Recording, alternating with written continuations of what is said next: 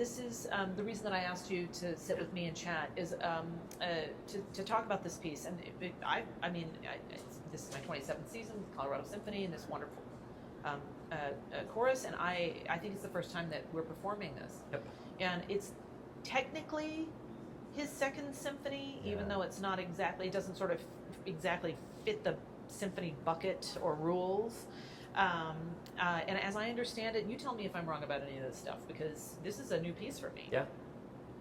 My understanding is that it's the first major work for orchestra and chorus in a symphonic kind of framework after Beethoven's Ninth Symphony. Right. I think a lot of people see it as a continuation of Beethoven's Ninth. He's sort of established this idea that the last movement of a symphony would be joined by chorus and soloists, which was obviously groundbreaking at the time. And then this was some years later. And Mendelssohn was actually very connected to Beethoven's music. He performed it, he conducted it.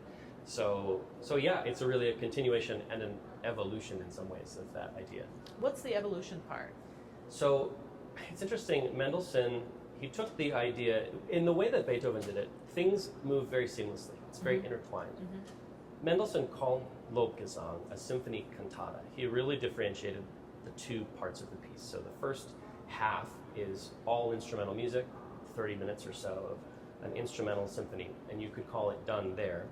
But then the second half of the piece becomes a full-blown cantata, and a cantata is basically just a sung piece of music with an instrumental ensemble, usually on some kind of theme.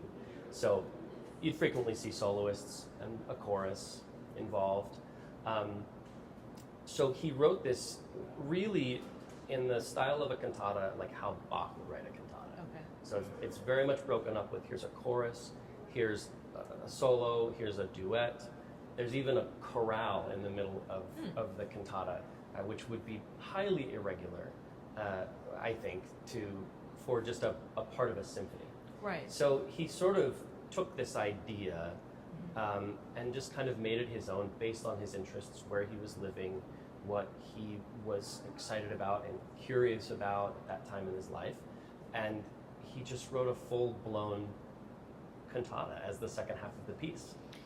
So he called it a symphony cantata, and Yeah. it really is. I mean, it's like, you know how all the restaurants in downtown now have an ampersand? Yeah, yes, exactly. Yeah, exactly. He was really ahead of his time there. Yeah.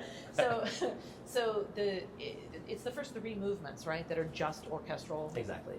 And then there are all these sections after that make up the cantata portion. Yeah.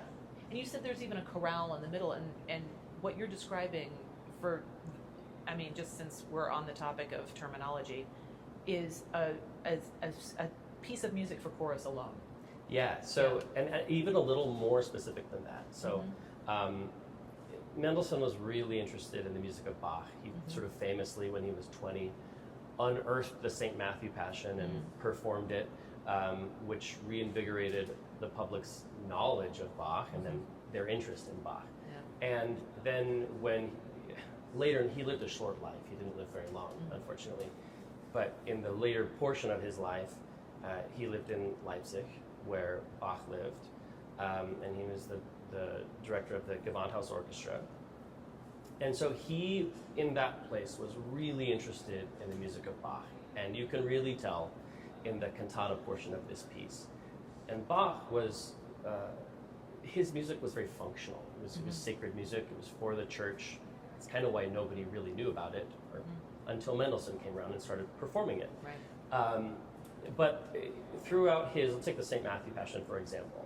All throughout the St. Matthew Passion, there includes small movements that are sung like hymns. So all four parts just sing right together in what we call homophonic rhythm, and they sing a hymn tune. And there are many different reasons people think that he did that. Some think that the congregation or audience would sing along. Oh, yeah. It was kind of this idea of bringing in the community into the story. And the Passion story it's a very emotional story. Sure.